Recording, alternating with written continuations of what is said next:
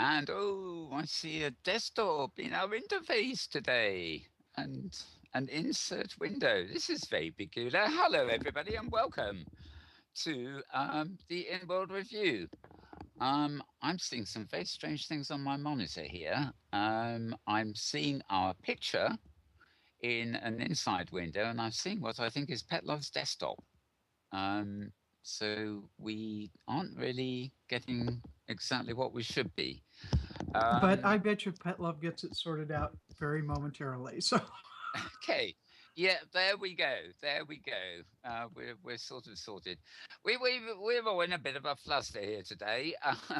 Basically, a lot of things going on, and we got a little bit delayed at the beginning there. We've basically shown you a couple of clips that won't be in the replay because they're from previous programs while we were getting ourselves sorted.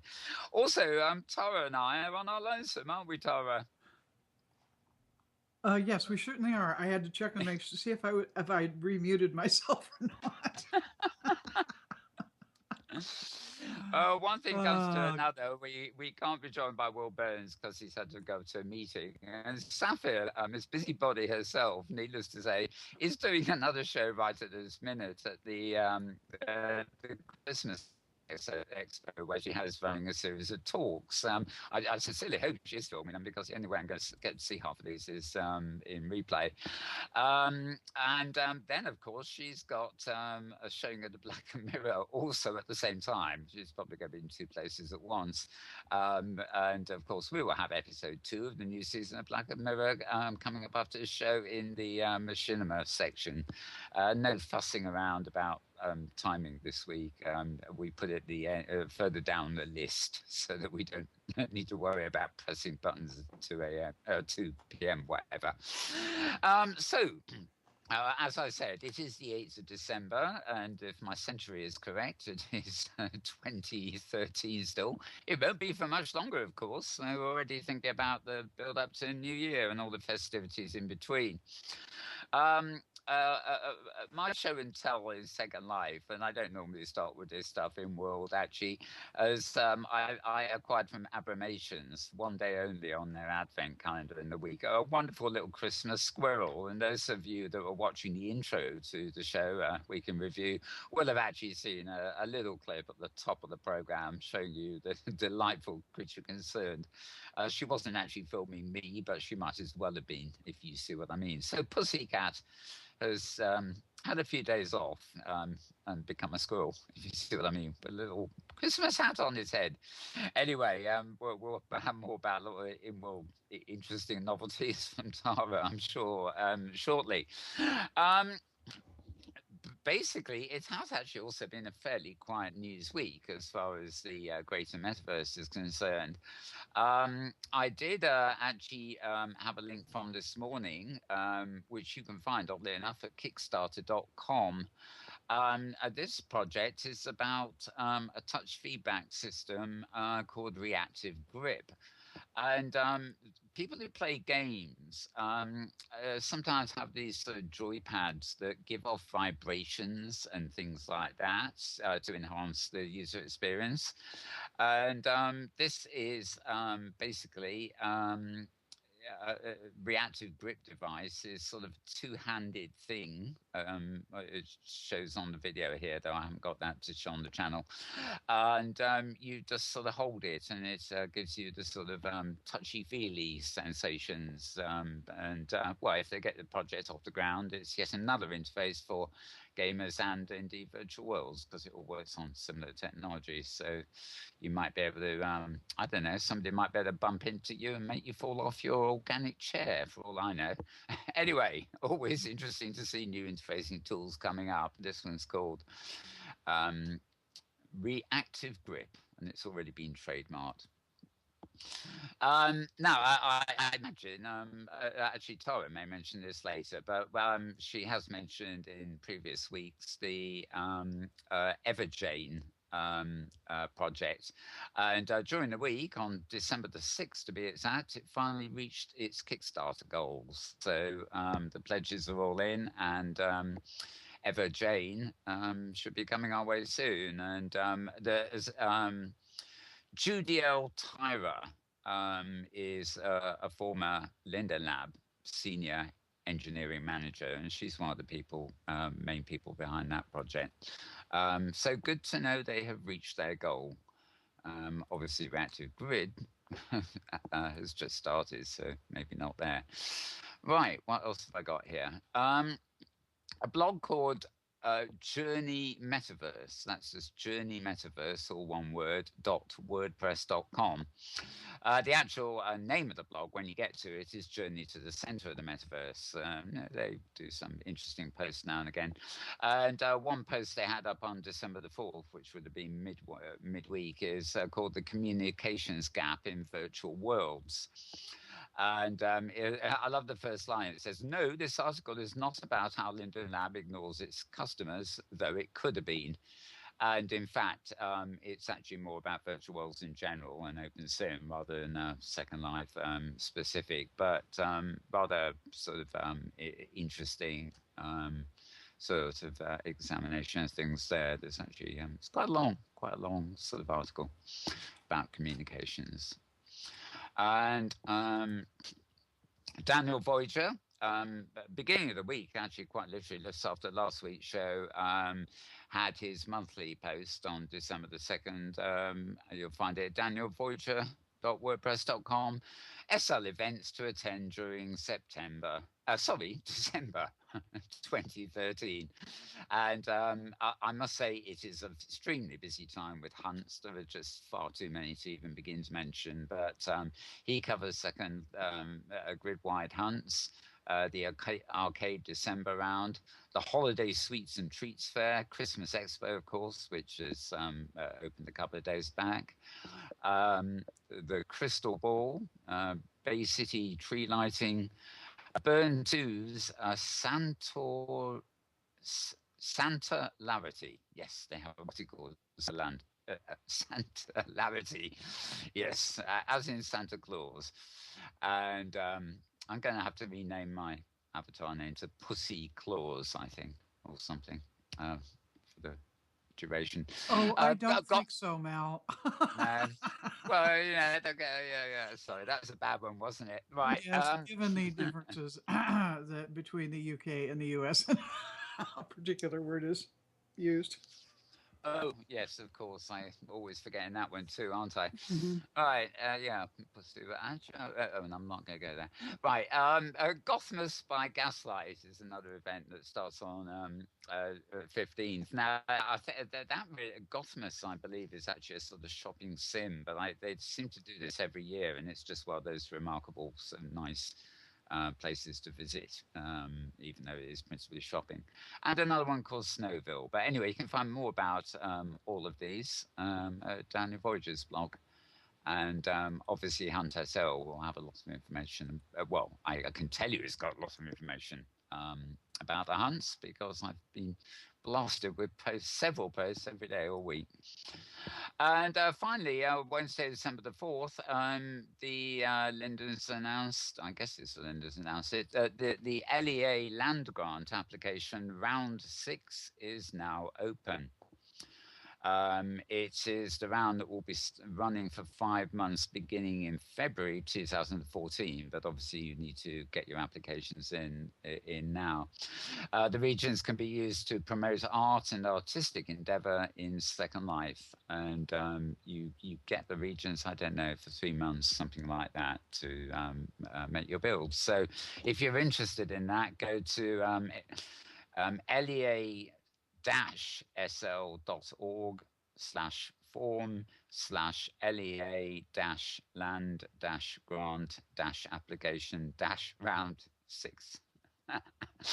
And you'll get the relevant information from that. So if you want some free land, courtesy of Linden's, the Linden Endowment for the Arts, that's where you want to go. And yeah, that actually seems to be it for the greater metaverse stuff. The only other one I point out is more of an Inworld feed than anything else. I actually see it online at the moment, but it's far too shortage to get her over here, and she's mostly involved in Inworld these days. But lovely article in a magazine called Unforgettable Magazine. And the link is Unforgettable Magazine, or one word, .wordpress.com. And published on Friday, it's an article, Fuchsia Nightfire brightens up virtual worlds with her own unique creativity. Now, this is not a virtual worlds magazine. It is simply an article about Fuchsia Nightfire and what she's doing in virtual worlds. Fascinating read and wonderful publicity. Too. It goes into her background. She's, she's actively commissioned by a lot of real world local councils: Luton, Bedfordshire, Hertfordshire, Southampton, Isle of Wight, Dorset, Poole, and I believe she lives down in the West Country now. Though she originally came from London. But she also does an amazing array of in-world building and installations, as well as her real-world stuff. So fascinating, interesting article, and good on Fuchsia for that one. So without further ado, I'm going to hand it over quickly to, we'll sort of chat as we go, I think, today, but I'm going to hand it over to Tara, I think, first of all, for any kind of headlines that are sort of general techie headlines, not SL specific. Then we'll carry on talking about SL and such like. So over to you, Tara. And I have unmuted myself again, yes. Well, greetings, everyone, from the Pacific Northwest, U.S., where it has been beastly cold this week by local standards. It was in the teens here last night. It hasn't gotten above freezing in about 3 days, so it's been just a little cold. At least unlike some other major parts of the U.S. that are dealing with ice storm conditions. We have lucked out so far. We haven't had any ice storms or any snow, so at least it's just very cold and not also iced up and or power going out with cold temperatures. So my sympathies certainly to those who may be without power and contending with RLSIM ice. Well, a couple items caught my attention this week in the kind of the generic. Not necessarily Second Life news category. The first one.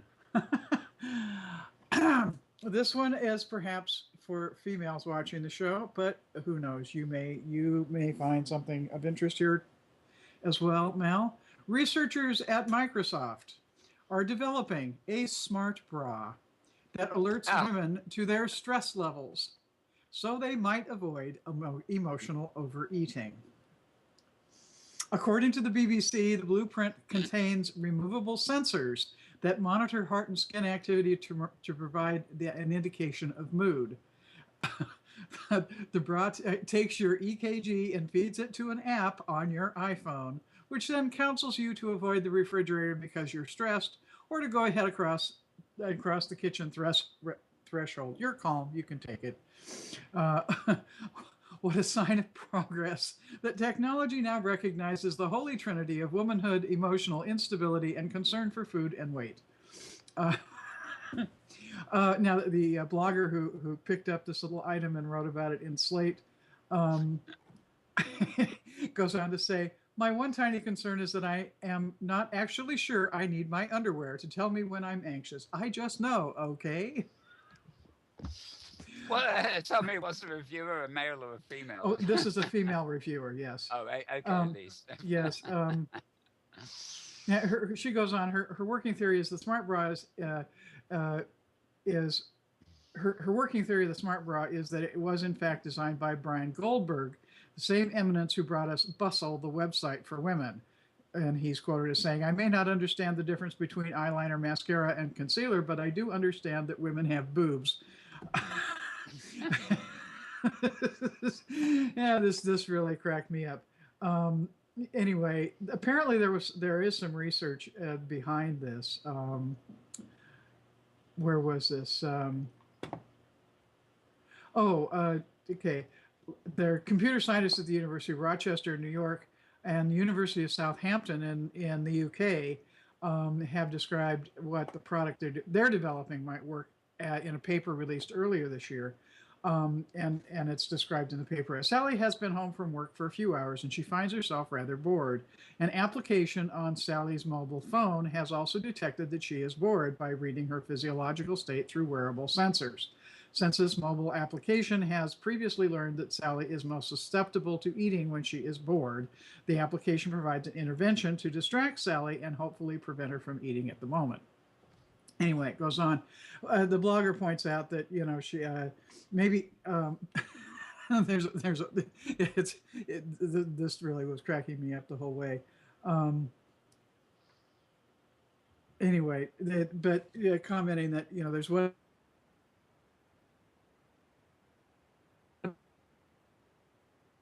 reporting Sally refrigerating secrets tightly under wraps, at least in turn until it learns to tweet. So much for application interactivity. You don't want to the smart broad that can Twitter on your behalf. Just raises all sorts of wonderful pictures. On a more serious note, um, there some of you may have noticed, picked up on the fact that there was a security breach here a week or so back, a couple of weeks back, announced um, concerning passwords at Adobe. Well, this week there was news that there was a breach that involved passwords at Twitter and Facebook and one other. Um, and I think the real takeaway on this and the item that got picked up was that not only should people change their passwords, but when there's a password theft of this sort, um, those people acquiring those passwords may very well be running your login information and that password against other sites where they think you might have an account. And so it's just one of those arguments for the high visibility, especially I think the high visibility social networking places, sites you do, and that certainly includes Second Life, that you develop a system of variations on passwords so that you're not using the same one everywhere you go on the web. That's just a recipe for some issues. So that's a bit of advice. And one second piece of advice I'll offer is, that the kind of the general idea being you need to include letters and numbers and not have not have a real word. Well, there's an interesting idea that has come up relative to passwords, and that is rather than using a word or one of those mouthfuls that you can never remember if you use a random password generator, and that is to use pass phrases. In other words, a short phrase of 2 or 3 words. And you can toss in, capitalize one of the words, substitute a number for a letter in one of the words, and a passphrase is actually more secure than a randomly generated password is, which I thought was rather interesting. I picked up this tip from a security expert. So there's my piece of advice from the Eat Your Vegetables segment for today. And Mal has gotten very quiet. Oh, he's there. I'm still here. Yeah, I thought you muted yourself because you were giggling as I was talking about women's underwear. No, it was so fascinating. I did actually read that blog post. I got that in the feeds as ever. I think I have a search term called wearable tech or something like that. And I endlessly find these strange sort of things. Strange. Yeah. There was, in fact, you sent me another link during the week, if you recall, because we had actually been talking previously about the wearable wig idea. Right. Yes. And I think it's Sony have patented, isn't it? The Sony have patented wearable wig technology. So they're going to Sony, you think of Sony Hi-Fi and stuff like that. And, we're not going to have Sony wigs, where, I don't know what they're going to put in and brain sensors or players or whatever. But smart tech in a wig, I better buy a wig and look like my avatar. Long hair again. and with full color as well, as opposed to the grey. Uh-huh. Yeah, yeah, yeah. Yeah. Okay. Oh, I want me virtual connectivity in a week. Thank you. Actually, we beat the Oculus Rift. Yeah, smart glasses, a Sony wig, and some special gloves and a few implants here and there. Yeah, Yeah, well, kind that's of, yeah, in that same vein is uh, the, in Second Life, obviously we have a fair amount of clothing now that's coming out with HUDs included that you can use to change the textures of the clothing or the boots. mm, These boots that I'm wearing, as a matter of fact, are one of those. They came with a HUD that I can change the boot color, the um, cuff color, the sole color, the color of the there's a tie on the side of the cuff, and all of those things are independently colored. And some of them are textures. They're little flower prints, and there's a plaid, and I forget what some a leopard spot thing I can use for the cuffs and various things. Well, apparently there is a uh, in this year's Christmas collection in the RL Sim. There are Barbie dolls that have some kind of a virtual clothing setup that you can modify oh, their attire based on some kind of virtual setup that change the colors that they're wearing. Um, and of course, the question mark here is, if Barbie's doing it this year, how far behind is RL Sim clothing from some of those yeah. options? It's rather. I'd be intrigued to find out more about that actually, because I mean, if you have a Barbie doll, this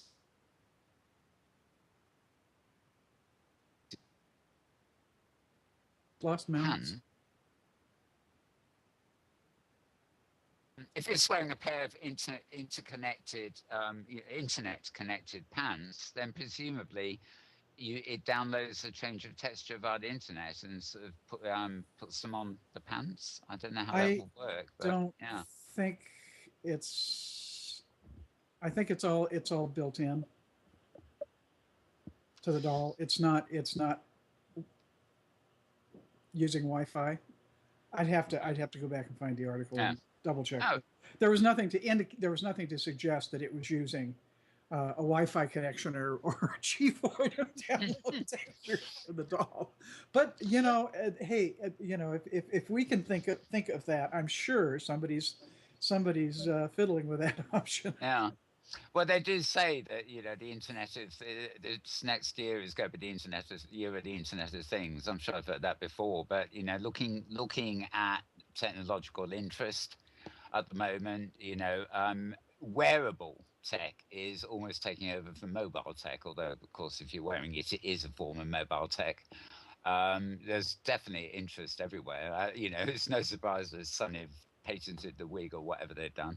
They want to, make all our garments sort of interactive. So, Yeah, well, when you consider the ubiquity of cell phones these days, people being able to not have this little device that they hold up to their ear, I can certainly see the potential consumer appeal of clothingizing. Oh, yeah, there's a new word. clothing icing, yeah, wearable making. Yeah, I mean, there's the smart watches. I mean, Apple are reputedly bringing out their own, but Samsung are just about to bring one out. But there is one already that connects to your iPad, and it's simply it does you just strap it on like a timepiece watch, and it gives you your notifications and stuff. You can't do that much with it, but it's a wearable alert system. So it's all moving that way. If you Yeah, can get Wi-Fi wherever you are, kind of thing. yeah. Which increasingly is, in fact, well, it's 3G, 4G. Uh, Yeah, very true. I suspect this stuff will take off in cities where there's Wi-Fi more than I can imagine the cost of wearing a watch that's permanently connected by yeah, it's true. 3G. Yes, true, true. Yes, that could be a new Bandwidth way charges. the phone for the mobile phone service Uh, providers to rack up your roaming minutes. exactly. Well, it brings new meaning to roaming charges, doesn't it? Yeah, Yeah. your what? Your watch. Okay, so what else have we got? Anything else on the techie front, so to speak? Well, that's all I had from the from out there in Out there in the, the outerverse, the outerverse. Yes. as opposed to Otherwise, our. my items are all Second Life related in some significant, specific fashion. Okay, well, fire away with those, and we'll Well, discuss them as we yeah. go. Well, Uh, obviously, I think a little tour of the items this week's objects is definitely in order here. oh yeah, Um, last Sunday was the opening of this round of the Gotcha Pavilion, and of course, I had to get in there and do the thing. But even before that, I decided that this was the year for me to really systematically collect, build, and the ugly Christmas sweater collection. Um, there have been some memes circulating on ugly Christmas sweaters, and it seems to be the thing to do to get all your friends together to wear their ugly Christmas sweaters and take pictures. So I figured, well, I can at least do that in the in Second Life. So here is entry number one, and you'll see a new one next week because I already have several in my collection. it's a very unusual colour scheme for you, actually. So, but yeah, it's definitely got that Christmassy look. Oh Yeah, yes, oh it's definitely a Christmas sweater, no question about it. a Christmas cracker, as we call them here. We have Christmas crackers. They're things they pull Oh apart yeah. at a Christmas dinner, and they all they usually have that kind of pattern on them. Actually, well, the luxury ones do. Yeah, well, this is actually this is I think what's generally known as a Fair Isle pattern, um, as far as that is common to I think Ireland and certainly parts of Scandinavia. It's really common in other colors, and I actually like the Fair Isle sort of pattern, and not necessarily this color scheme, but anyhow, to stage right. We have from the Gotcha Arcade December show. We have the post-apocalyptic Christmas tree, which was definitely my favorite of all the items. Although there are a couple of others that are close contenders, and it fortunately didn't take me too long to get the tree itself, which was a rare, and all of the ornaments and a couple of ornaments that I have more than one of, and I don't know if Pet can do a shift over to where Hieronymus is, who is admiring the tree. That eventually, Yeah. sure, she'll manage a picture swap here. Anyway, it's great fun and fun ornaments too. Um, and then some other fun things we have some very cute pudgy animal planters. And I have here down at my feet, I have a bunny Mm. who's very cute and certainly made me think of Pet Love, since I know she has bunnies in the real world. And Yes, I'm looking at these. I think we might have temporarily lost pets. We have our camera, of course, but we're not seeing the objects we're talking about, I'm afraid. yeah, So apologies to those of you at home. yeah, and hopefully there we go. Actually, there we Yes, so are. we're looking at those, Thank you, and Pat. we'll let Pet pick up on the post-apocalyptic Christmas tree uh, Okay. on Yep, stage right in a yep. bit. So So yes, we have these are, we have a chubby bunny here. That these items that I'm now talking about are all from the gotchas at the Gotcha Pavilion. Um, yes, this is a fatty bunny, and the fatty he's a basically a white ceramic bunny with a plant in him, and there's various other critters that are also from the fatty collection. Next to him, we have the virtual equivalent of the chia pet. And this was such and apparently these darn things grow. I haven't taken them out of their boxes yet, so apparently they do grow a patina of green, just like the ones in the RL Sim do if you water them. I'm not sure how you water virtual pets, but I'll find out, and we'll have another. yeah. The other thing about these, actually, in my opinion, anyway, is the packaging is great. You know, Oh yeah, using that transparent effect so you can see what's in the package. what's in And the package? yeah, Yeah. Oh yeah, I thought the sprout sprout pets. Sprout pets, yes, and we have a Sprout Pet bear, and we have a Sprout Pet newbie. I think I have one more, but I just two was enough to show these off. Anyway, in the hopelessly cute animals segment, we have another collection of bears. This is Pierre Bear on top on the left, and then in the cool sculpture things, we have some. Uh, these are called. Ah, Oops, just a minute. Ball joint dolls. And the creator is Biastis, Biastice, who does some interesting shoes too, all sculpt. And there's a number of these. There's a whole bunch of these ball joint dolls. They're definitely a collectible, in different shapes and different names. So those are cool too. Oh, and I forgot to mention, flying around my head is is another item.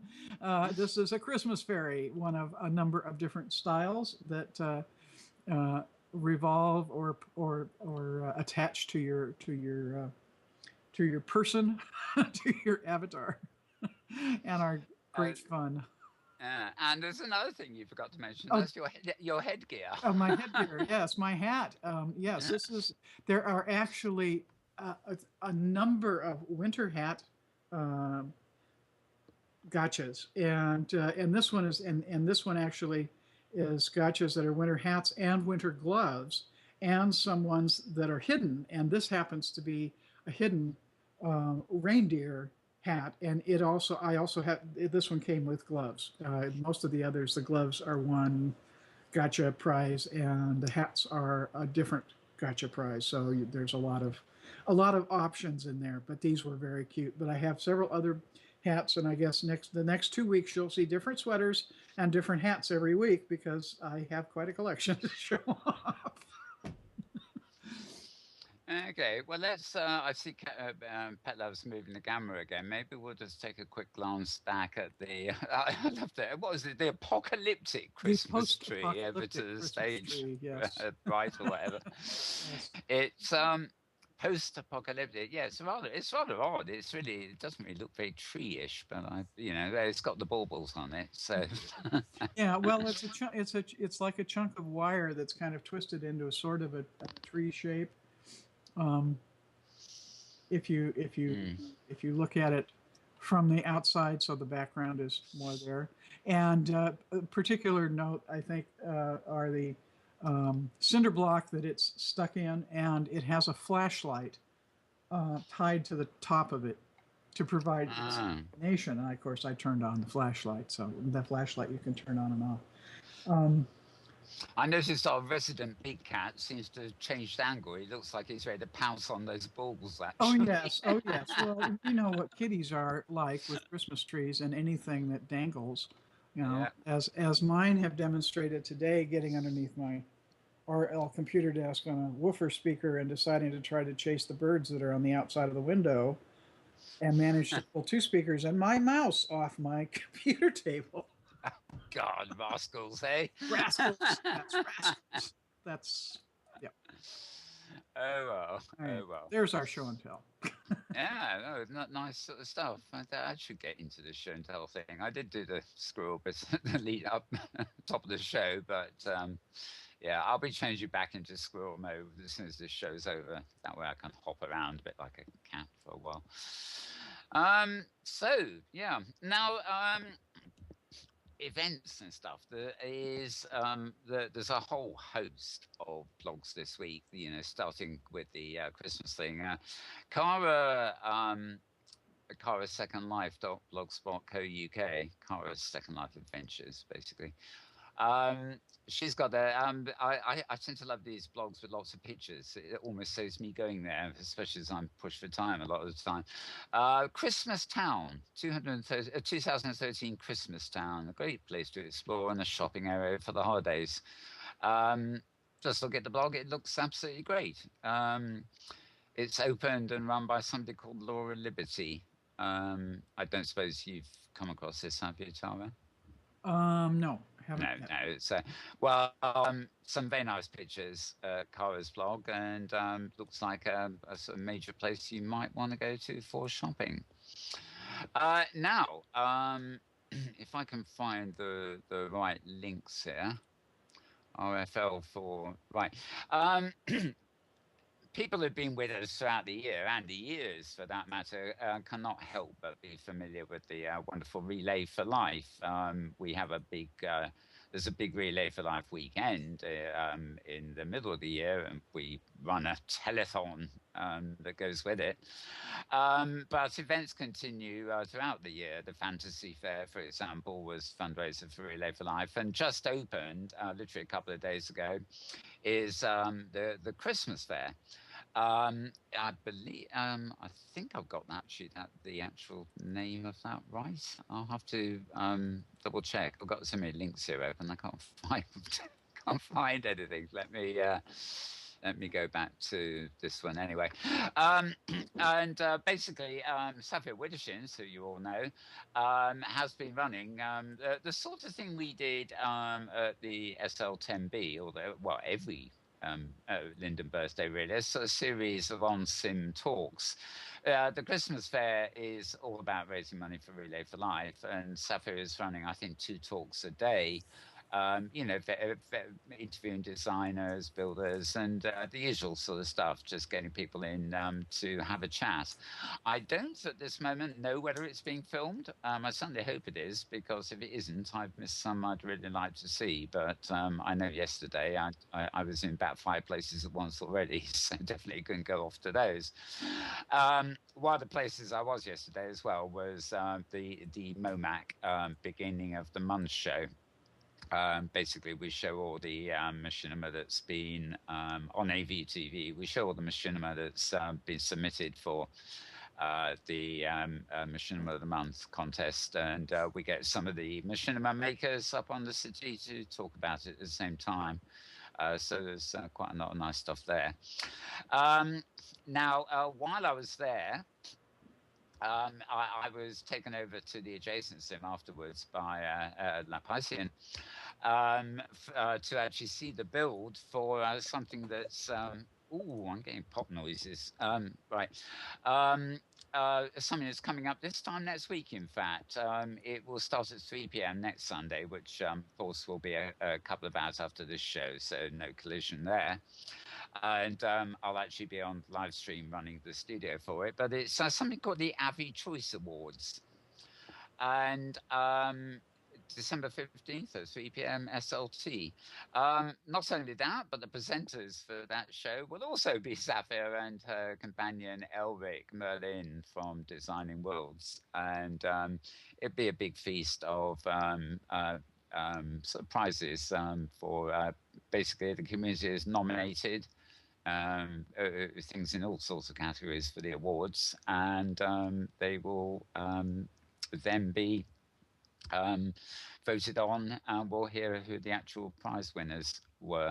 I must say, I'm slightly disappointed at the TV shows category. I mean, apart from the fact it's got a couple of shows that haven't been broadcasting for well over a year, it doesn't seem to be very up to date. I'm not moaning that it doesn't have our show, but there are a host of other shows like SL Lady and a whole load of new ones that are around these days that don't seem to have hit the radar of the nominations. But it's quite a short list, in fact. But generally speaking, it's quite a fun event. We did, in fact, win an award for Metaverse Live this time last year. I mentioned that at the same time as the previous thing, too, because this is also, in some ways, a fundraiser for Relay for Life, too. I'm actually reading the announcement about it from Relay for Life, so I'm not quite sure. I'm not quite sure exactly how the fundraising there goes, but basically it is tied in with Relay for Life, and there's going to be some performances from Particle Tom, who I also had the pleasure of talking to yesterday at the MOMAC thing, and various others. So the actual location for the event will be on. It doesn't actually say here, but if you go to LEA1, it's the sim next door, or one of the sims next door. It's at the Linda Endowment of the Arts anyway, and they've got a nice 4 sim build already up for that, along with TV screens and everything else. So definitely worthy of looking at that. Um, so have you? What else have you got from Inworld, Tara? Before while I sort through my links here. Oh, have I lost Tara? It would help if I Oh, unmuted myself before I started to babble. oh yes, okay. Yes, there I have for starters, I have several eat your vegetables items from the usual the usual Inara Pay source on this week's third party viewer meeting. First off, those of you who may have been around the grid this week noticed after the maintenance RC viewer rollout that there was a bit of abnormally high crash rate, and they promptly withdrew that viewer to look at crash and other issues to diagnose and fix them before they're rolled out again. Okay, Project Interesting Viewer. This is the one that allows textures and stuff to load really fast, that we've commented very favorably on. Well, that one currently it's still a release candidate, and it is suffering a high number of crashes that are currently being investigated.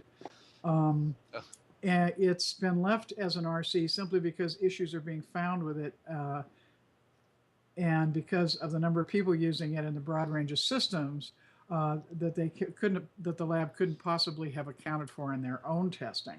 So they're trying to put together an update for that viewer. Still have a couple of pretty serious crash issues that have yet to be resolved. They hope they may actually make it out into the world before the code freeze window of starting December 16th. And let's see. It continues to be interesting.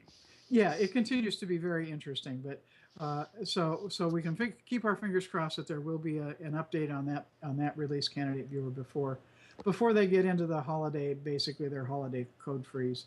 Now, one thing we talked about last week was that there's now a project viewer for fitted mesh based on the different system that the lab has decided to go with for particularly for dealing with mesh garments.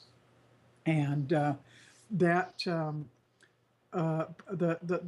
basic bit of news here is there's a pretty small universe of folks who have downloaded and are using that viewer, which is not too surprising because it's really the people who need to be using it are clothing designers who are working in mesh. But basically, what the lab is urging if you are a creator and do have an option to do so, to please download and give this one some serious testing and work on it. So they get feedback, because they need that feedback to make it. They're pretty happy with the way the work is developing, but they'd certainly like to see more people involved using and testing it. Particularly people who are already proficient in rigging mesh garments. Let's see, the third item. Let's see, that was the basic. That was everything on that list. Now, the other item that came out and also came out in somebody's blog after the meeting, I have another note about, is that they're getting very close to actually having an Oculus Rift viewer available. Oh. Yes. And basically, somebody called Linden called Void Pointer Linden indicated that work on making that viewer operate with Oculus Rift was now feature complete, and that presumably a project viewer will be appearing, quote, soon, unquote, with support for the headset.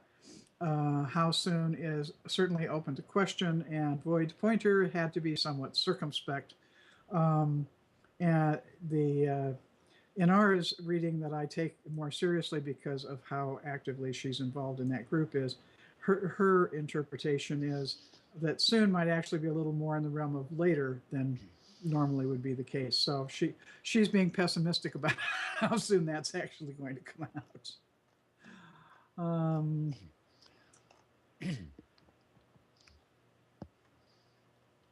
and one Okay. last, let's see, one last item here in the shopping realm.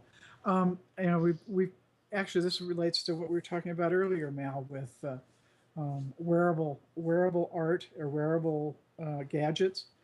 Well, this is a different in-world sort of gadget.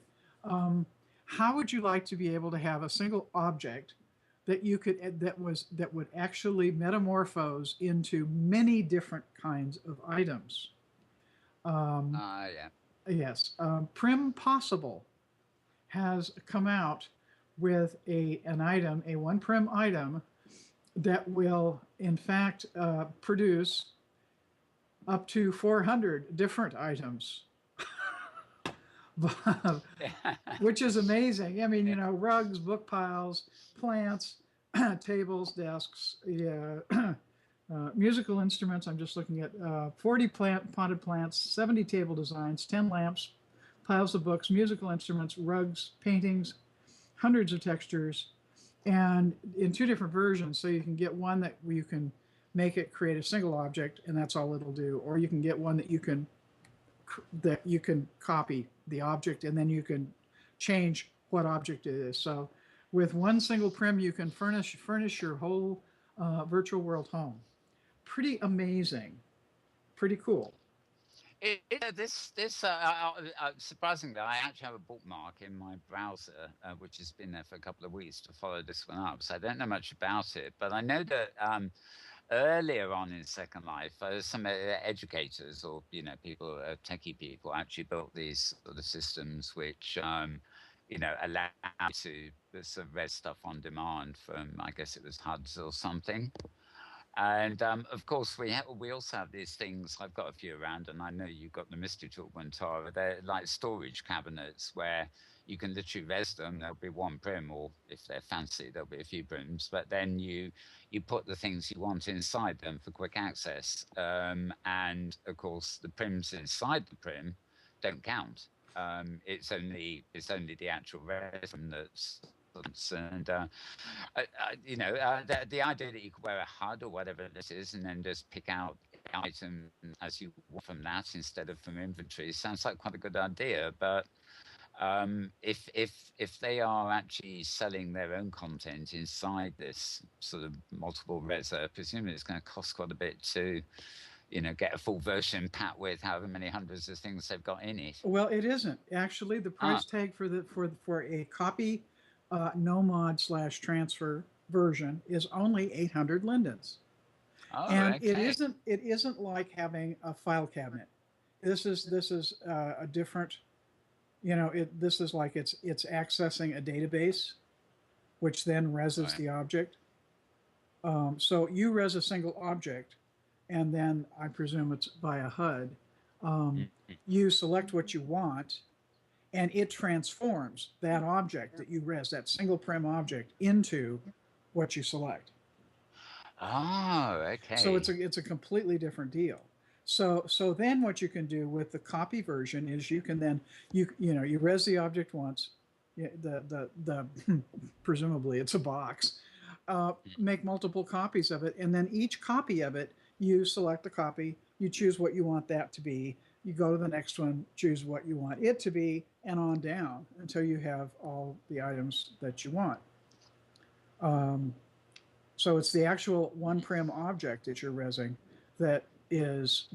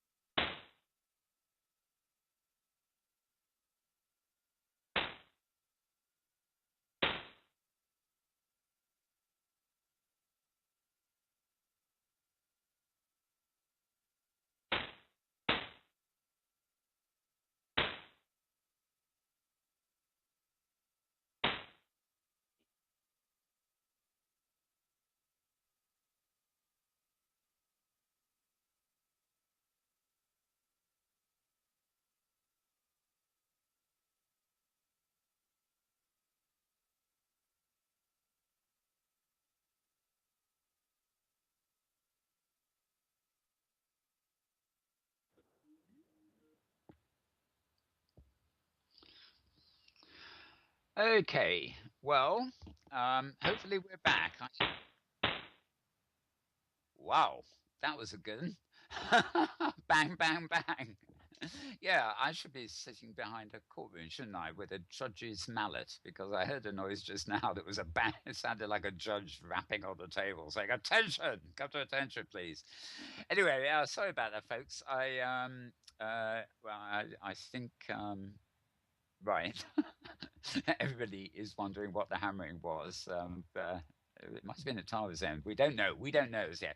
Anyway, back and yeah, sad news about Alias Mysterio. So um, everybody's thoughts are with their family. Right. Quickly getting back into the swing of things. Back with Kara's Corner, really. An exhibit called Shadows in Black and White opened this week, and it's at a sim called the Station, and we were actually talking about the Station a few weeks ago. Hang on, I've got Skype leaping. Um, ah, right. Okay, I think I'm on air. I think we're just going to recall Tara back into the conversation. I think we managed to do so. There we go. Oh, yeah, and she's back with a bang, quite literally.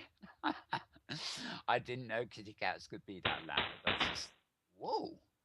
Something is very definitely going. What's going on there, Tara? Oh, don't you know? Or are you with us, or are you not? Oh, isn't live broadcasting wonderful? Okay, very, very, very strange stuff indeed here. Sort of a Tara's transformed into a building site, maybe. I don't know. Anyway, we have talked about the station. A sim in the past. This particular one opened. It had an opening celebration back on December 8th, which was a few days ago. But if you want to see the exhibition, you can find it at the station. That's two words. Um, Coordinates 169, 109, and then 1027. So it's 1,000 odd meters or whatever it is up in the air. So that final coordinate 1027. So that's black and white at the station. Also, because of in our pay, again, Romeo and Juliet, the Inworld performance, which has been highly acclaimed, is back for a winter season. And it's the Ballet-esque Performing Arts Company, and the Shakespeare classic, of course. Let me see. We've missed Sunday. No, well, you've missed the performance today at noon, of course, but you will be.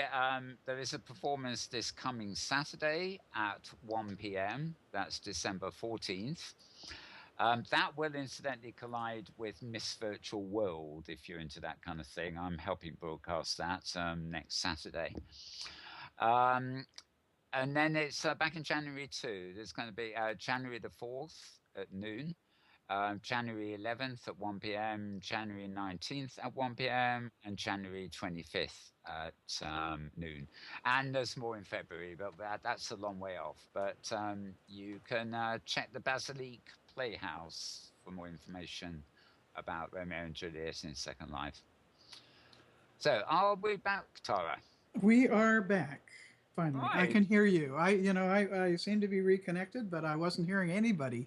So, Oh, well, we were yeah, hearing strange noises. It sounded a bit like a building site. I'm wondering yeah. what on Well, earth was and that. I have this I have this bird feeder, um, and it's mounted on the window, and it's mounted on the window of the sliding glass door that is behind where my computer table is.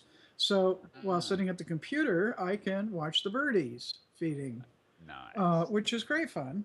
And that's the only thing that sometimes when they're hitting the feeder, they make a certain amount of racket when they're kind of they're not tapping on the window, but they're tapping on the feeder, and that will translate into a bit of noise, a bit of sort of tapping sound, but it certainly isn't a hammer.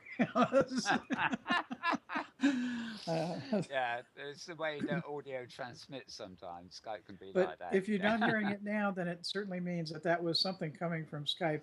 So I guess we'll just have to blame Microsoft. Yeah, well, as usual, as usual. So Skype has been becoming very temperamental for us recently. So um, that's what happens when you get taken over by a monolith and wired into the wrong places, I guess. Okay. Now some nice news for Second Life artists here. I actually I'm not sure where I followed this from, but I've now linked to a blog called www.toysoldierthor, as in the mythical character Thor.com. And it's actually all over, but basically, Toy Soldier Thor is an in-world artist avatar, and he does karaoke singing as well. Rather odd. But anyway, it's just good news all around for cross media, so to speak. I'm not quite sure where it was, but he's had a 4-week exhibit of his Second Life work in the real world. Mostly, obviously, 2D prints and paintings and that. He sold a couple of original paintings. He sold a lot of prints and everything else, and had a very successful exhibition. And I have to admit, he's not somebody that I'd actually come across before. So I've been looking at the pictures from the exhibition, and some rather nice artworks there. So I will be probably looking him up in World. To see what his work's like there, but always good to see somebody successful in the real world. Yes, yeah, Karen Laval posted about that too. Um, I don't have a Second Life link, so we'll have to go by that for now.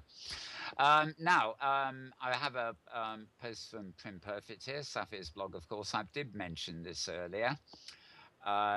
The actual Christmas Expo is what the event is called in aid of Relay for Life, and Safia's season is called Christmas Expo Talks.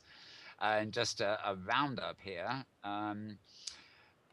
Unfortunately, the one I will have to catch up on if it was filmed is Dratstead de Prey and Joe Yardley from yesterday. They, of course, have been in the news recently because they're going to be launching in mid-January, an audio podcast, which sounds like it might have a lot in common with this show, sort of general chat, sort of what's on community sort of show, being launched by Drax Files Radio, I believe, mid-January.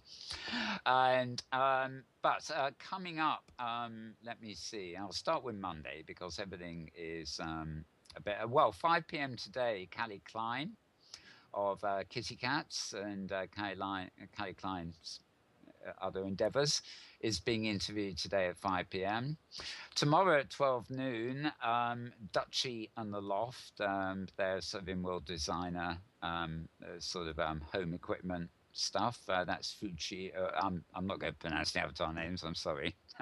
Too dangerous. 5 p.m. tomorrow, somebody from Builders Brewery. At noon on Tuesday, it's Debs Regent from Second Life London being interviewed. And on Tuesday at 2 p.m., the Urchins of Babbage. Yeah, great fun. And at 5 p.m. on Tuesday, Pamela Galli from La Galleria. What's following up from that? Wednesday at 2 p.m., Events of Second Life, Cracked Mirror and Ilse Gilach. Don't know much about that one. And on Thursday at 2 p.m., another Events of Second Life, Nikki Matheson is on this one, talking about the men's department, Relay for Life for Home and Garden Expo as well. Thursday the 12th at 5 p.m., Deanne Dufour from Park Place. Friday the 13th. Oh, it's Friday the 13th. We better be careful at the end of this week, hadn't we? Ladies of Mesh. Paige Raven, Charlotte Bartlett, Cracked Mirror, and more. Friday 13th again. A second one at 5 p.m. Also Ladies of Mesh with different Ladies of Mesh. TBA. And I guess finishing on Saturday next week at 2 p.m., again colliding with Miss Virtual World, of course, Bad Boys of Mesh with Kane Maven, Lozhide, and Maxwell Graff. Oh, great design in Maxwell Graph. That's all the talks that are on at the Christmas Expo this week. So if any of those interest you, I hope you've made a note of them, because I'm not going to read them out all over again. You can always replay the program to hear the list if you really want to. Okay. Or visit the Prim Perfect blog. Yes, yes, indeed, that will help. Right?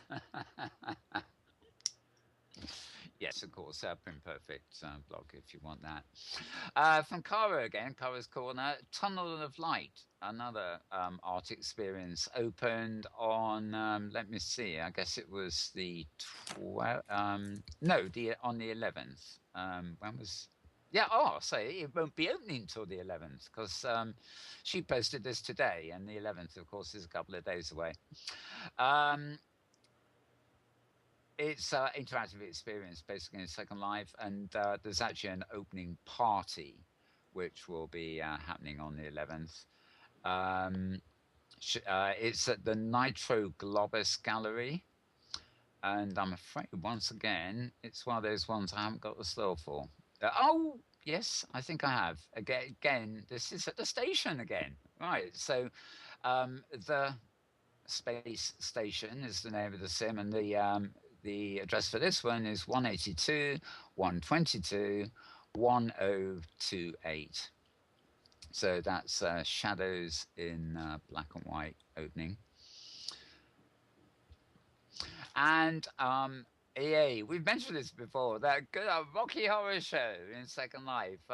If a million happy ending, million happy endings, there's no A in front of that, all as one word, WordPress.com has a nice piece on the Rocky Horror Show in Second Life. It's got a link to the Paramount Playhouse Theatre, where it's all happening. And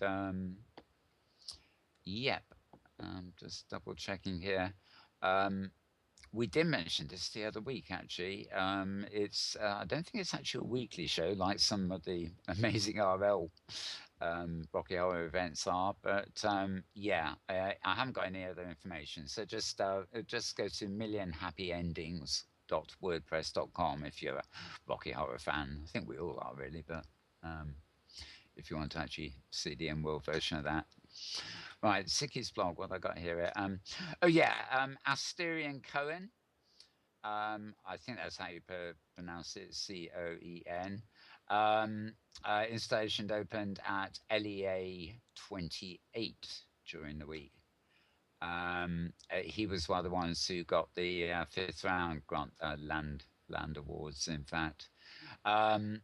The installation, to be honest, seems to be mostly builds of things like trains and planes and automotive kind of stuff, but I'm sure it's not as simple as what I'm seeing in the photos here.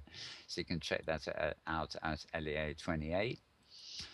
The Christmas Expo started. I think I just told you that. Nothing like two links telling me the same thing. And oh yes, yet another promo for the Tunnel of Light. More photographs here, so that really is looking like a rather good one. If you like being in an environment surrounded by sort of electric color and strange objects, this looks to be the place for you. It certainly looks really quite intriguing. And actually, there's an extra link on this one. It's actually to a gallery as well, and this one is at Costa Blanco. That's Costa, one word, Blanco, Blanco, and the coordinates for that are 197, 131, 770. So that actually seems to be it for the tabs I've got open. As I said, there've been lots and lots of Christmas blogs coming out with we get loads of these photographic blogs with just gorgeous pictures of people's builds for Christmas. Not always gorgeous, but a lot of them are. The only thing here, and I don't think I would have mentioned this last week because it came in afterwards, but again, this is I believe in our post blog, and the post was actually called a virtuoso performance and a Dickens of a tale. Now, the virtuoso performance was actually all about the Black and Mirror premiere last week, but the Dickens of a tale is about the Dickens project in Second Life, which is, I think, an ongoing thing, which can be found at a sim called Cookie. I think that's Thinker Melville's sim, and the coordinates are 48, 37, 26. I'm sure everybody knows a bit about literature, is familiar with Charles Dickens, and particularly his novel, A Christmas Carol. And I believe there's some kind of performance associated with this, about a 20-minute performance or something like that. So if you want to check that out.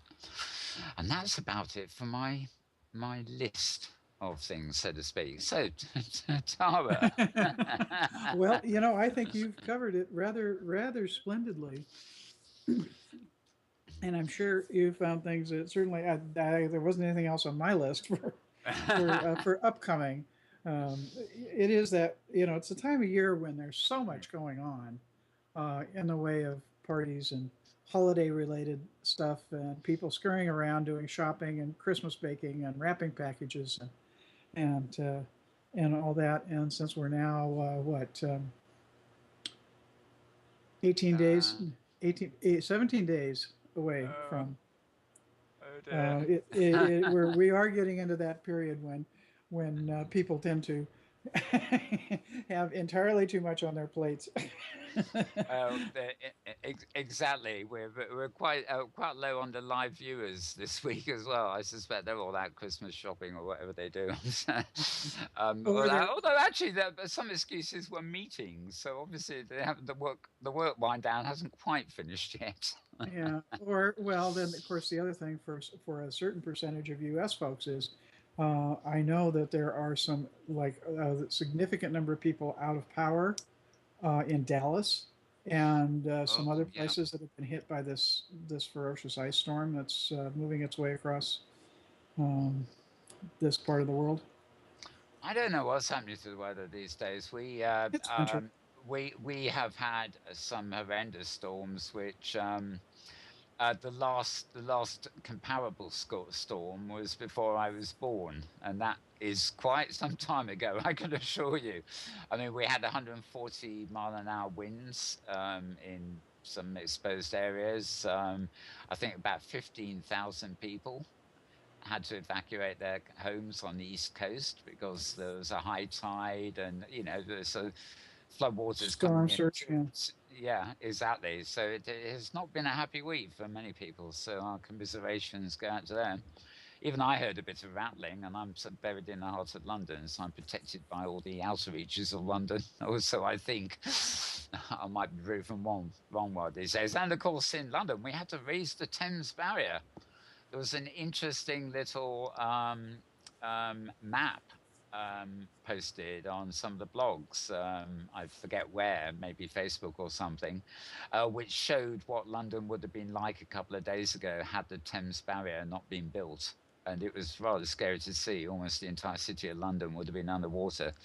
So just goes to show. Indeed. If we didn't have that great big barrier that was built, I don't know, 30 years ago, London would have been flooded too. So go figure. Glad it wasn't. Put it that way. Okay, I've got a couple of final links in. A blog called The Spotlight for You, all one word. The Spotlight for You. .wordpress.com has an interview with a Second Life musician called Funky Freddie Republic. And I've actually seen him a number of times. I rather like him. He does a lot of covers of people like Bob Dylan and Neil Young especially. And he really has the voice that, he's not mimicking the likes of Neil Young, but he just has a voice that is so close to that feel that it really works. And like all good artists, he's got a repertoire of his own work too, so it's not all cover versions he's singing, and I really like him. So there's a written word interview with him, as it were, at thespotlightforyou.wordpress.com. Do you remember seeing Funky Freddy, Tara? I think we have been with you to a couple of Yes, I his. think we have we have been to a couple of his Mm-mm. performances. I'm just scrolling down while we're chatting here because I'm absolutely sure there was one other thing. Yeah, well, But actually, I have run across one more thing in my list here that I oh, missed very good. earlier. Yeah. As anyone who knows me around Second Life, in my kind of my building proclivities are for creating woodsy spaces and plant life and Uh-huh. that sort of thing. And this was an item that got picked up in Hamlet's blog. There's a new blog called Video Game Foliage. Um, and Ah, it just started this week. And basically, it's devoted to the foliage and virtual games. And what was really interesting here, quoted in the article, is a bit from the first posting. I haven't had a chance to check out the blog yet, but making spaces for games is a strange and interesting art. Not being bound by physical limitations makes it possible to create impossible structures, but being bound by the technical limitations of modern computer graphics makes it difficult to create accurate simulacra. Simulacra? yeah, Yeah, yeah, that word is Simulcra. Yeah. simulacra, okay, of even simple objects. So video games cheat using approximations to create the desired aesthetic result. Plant approximations are particularly hard, since organic structures tend to be difficult to describe in terms that graphics cards can understand, which is kind of interesting because fractal art, clearly reproduces a lot of organic kinds of results as far as shapes and plants and all that sort of stuff. So I guess graphics cards are not set up to handle fractals, which is too bad. Um, anyway, this blog goes on, because of the fact that organic structures tend to be difficult. This creates an interesting design constraint. How do you create representations of plants given the limitations of real-time rendering? Um, and plants may seem like an afterthought to fill out an environment or scene, but making those plants anything but an eyesore rarely comes cheap in terms of design or processing resources. As the blogger says, though, I wouldn't say that you can judge the quality of a game's world design by the quality of its trees. That point's not too far removed from the truth. Um, and the blog doesn't focus solely on the most realistic plants in gaming. They're blocky plants, flat plants, plants using the dreaded poster board cutout method many Second Life users will be incredibly familiar with. And there's screenshots of more surrealistic games in the blog. And the Hamlet blogger, this was one of his writers, commented that um, sometimes it's even more important to recreate the feel of plants in an environment than it is to imitate their physical appearance.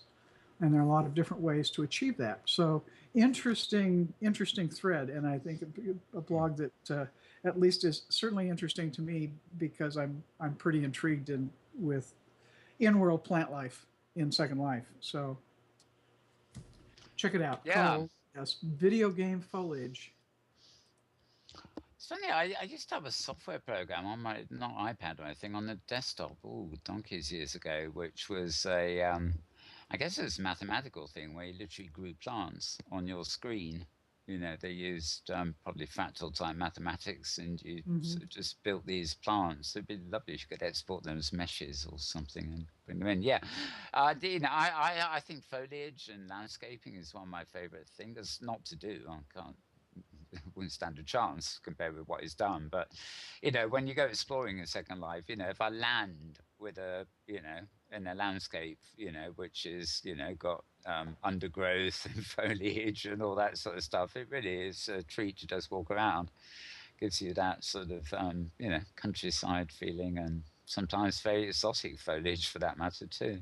Mm-hmm. Yeah, there's quite a, and particularly with the advent of mesh and and really beginning with Sculpties. Sculpties revolutionized what people were able to do with trees, especially. Um, but other things as well. But mesh is taking that even further, and it's I think the particular advantage with mesh is um, that it goes further in how much you can do that's within a single prim, and has a very low land impact, especially compared with how many copies of trees you would have to res and how many prims you'd eat up in older methods. So Mm, anyway, the sure. actual address for this blog is video-game-foliage.tumblr. That's tumblr.com. Oh, good. I'll check that out. Tumblr is a very good blogging. So, well, it's more than a blogging system. You can do links, blogs, and yeah, I will check that one out. I'll get you to remind me later rather than try and memorize it. Okay, I've just found some of the missing links. I'm not talking about myself. Um, The Trace Winter Edition. Now, there's a lovely little article on this with some photos at virtualgeographic.wordpress.com. I didn't get any posts from this blog, but when they do them, it's cool. It's subtitled "Exploring Second Life." You know, it's full of sort of destination-y type places. Video geographic. No, sorry, virtual geographic. I'll get it right one of these days. But I have heard a lot of talk, and in fact, I think I did visit this sim called the Trace once. But this is another one that has just been done up for winter. And you were just talking about mesh tower. I swear that the buildings and most of the stuff I'm looking at on these photos are probably mesh. There's one wonderful house here that just doesn't somehow look like it's built with prims. So my guess is it's a sort of mesh, but you can find that at the Celestial Realm. That's 3 words, and the coordinates are 25, 174, and 23. And it's called the Trace. And outside of wintertime, they look a bit different. And back to the Linden Endowment of the Arts. Actually, I don't know how I lost this tab a minute ago, but earlier in the week, midweek, on Wednesday, I think it was, they opened a tribute to Oscar Niemeyer. That's Niemeyra. If I have the pronunciation right. Now, basically, on the 5th of December last year, Oscar Niemeyer passed away. He was a Brazilian, and he passed away at the ripe old age of 104 years old. But he was also, it's described as one of the greatest architects and artists the world has ever known. And there is basically a tribute exhibition open at the LEA to him. Again, I'm looking at photographs here. They're showing paintings, they're showing virtual architectural recreations, and a whole lot more. So if you're interested in principally here, real world architecture and art, this looks like a very fitting virtual tribute to his work 1 year after his passing. And to have lived to 104, that's no mean feat in itself. I doubt if I'll do that. So if you want to check that one out, it's at LEA1, or one word, LEA1, the numeral, and the coordinates are 137, 130, and 21. So that's a good one. You can also read the blog at lindenarts.blogspot.co.uk. Oh yes, I'm surprised Tara missed this one as well. Inara plays blog. What makes us human? UWA 3D challenge with 268,000 lindens up for grabs in the prize pool. I did miss that. Yes. The best place to check this out, of course, is going to be go to UWA in SL, all one word, UWAINSL.blogspot.co.uk, and look out for UWA 3D challenge. This is part of their 3D art challenge rather than one of their machinima jobs. It's actually sponsored by the School of Anatomy, Psychology, and Human Biology. as well as the School of Physics at the UWA. But quite a hefty prize there. So if you're interested in a challenge about what makes us human, And that is, if I might make a small correction on the URL, oh yeah, it is uwansl.blogspot.com.au. I have a feeling that Blogspot just shows your local country. Is duplicated throughout the world, so I think both will get to the same place. I often wonder about that because I see these American blog spots and I go, well, why are they called Blogspot Co UK? Yeah, I usually just go for blogspot.com because that's going to get there anyway. But they obviously duplicate their server content around the world, so I think they tend to show you your local. okay, yes, Yeah, blogspot.com gets there too. I just, yeah. when I pulled it up, I was at com.ua. Those are actually different DNS. So um, Blogspot has obviously tied to all the country Mm. specific Yeah, if I comps. read a blogspot blog, yeah, I think they just duplicate them to local servers to speed things up. But I usually go to blogspot.com anyway, to be honest. That's where I keep all my own blogs and everything. So, okay, yeah, but yeah, you can get it there. And if you want to check out modemworld.wordpress.com, that's an Arapace blog. And she also has a quick summary of that one from earlier in the week. February 28th is the final deadline. Now, Model animation or simulation.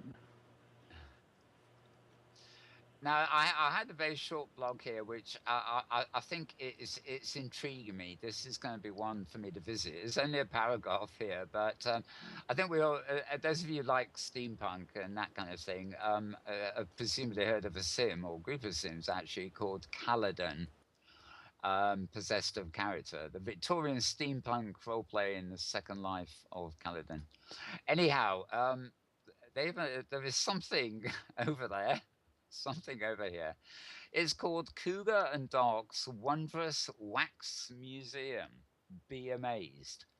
And although this is a very short post, I have the feeling that they've kind of endeavored to create a waxworks sort of installation in Second Life. You know, obviously, it's not wax, or it's the virtual equivalent of wax, be it prim, mesh, or whatever, I don't know. But I am intrigued, so I will no doubt actually hop over and look out for that.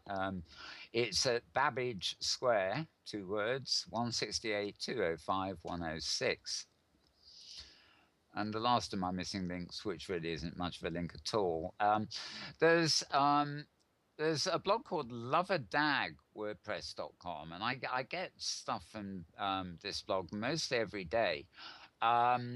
It's basically Loverdag's Second Life photo diary. So when I say it's a blog, there's really no words. She or he just posts lots of different pictures every day from different destinations.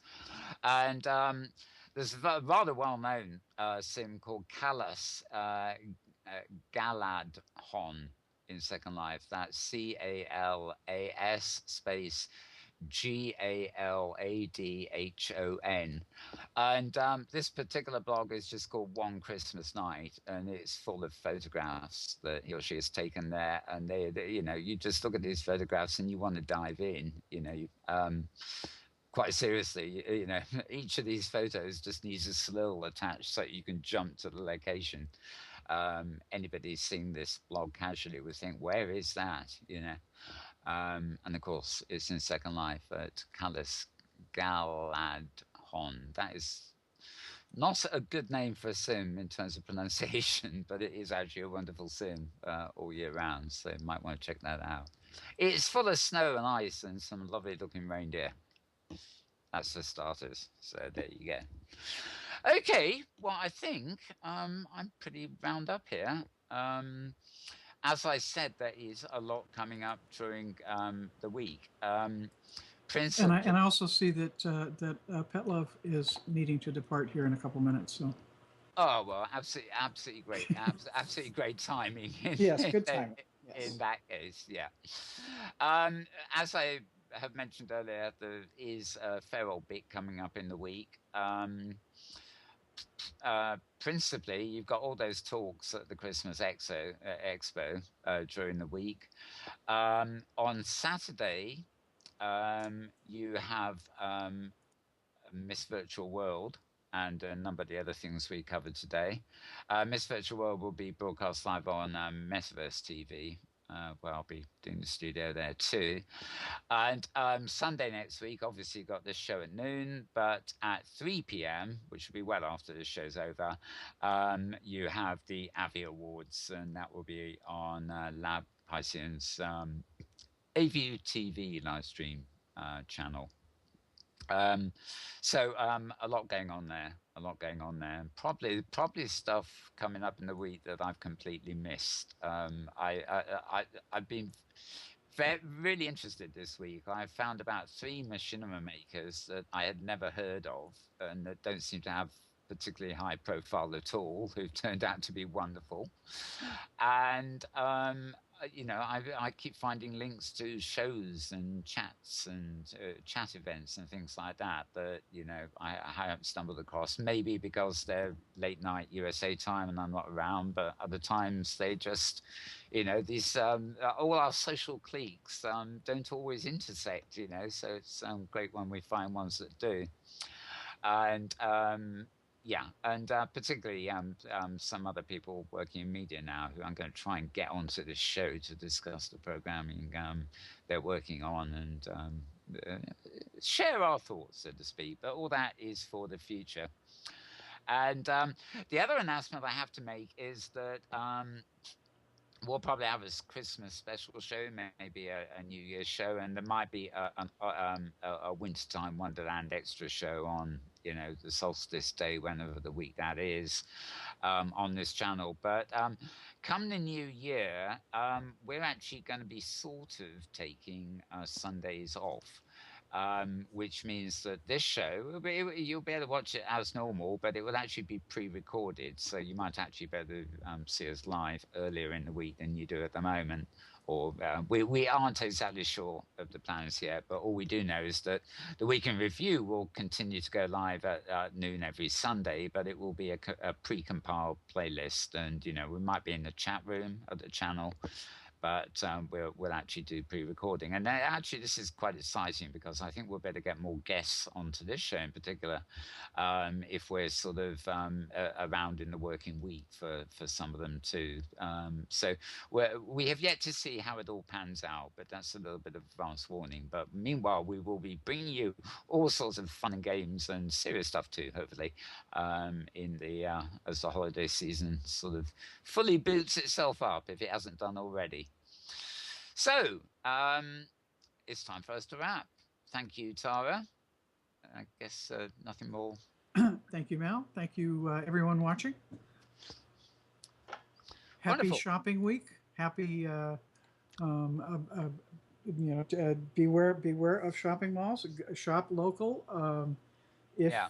if possible, and get away from the Looney Tunes crowds that the sardine can. I was amazed after your Thanksgiving. You have Black Friday, and then a couple of days go by, and then you got Cyber Monday, and I thought, all I could think of was sardine cans, and the videos I was seeing of not virtual, but real world battlefields. Since when was shopping a war game? Anyway, enough of that. We're living in the virtual land. We don't get squashed. Although we do suffer from mega lag at some of these events, I hasten to add. Anyway, my thanks also to the wonderful Pet Love Pet Shop. We were a bit stressed to get here for the beginning of this show. It is that season, but lovely Pet Love, thank you for being here. And thanks to Tara, of course, and thanks to myself, because without whom you wouldn't be hearing me, would you? Anyway, same time, same place next week, as we say. And we'll call it a wrap for now. We'll see you then.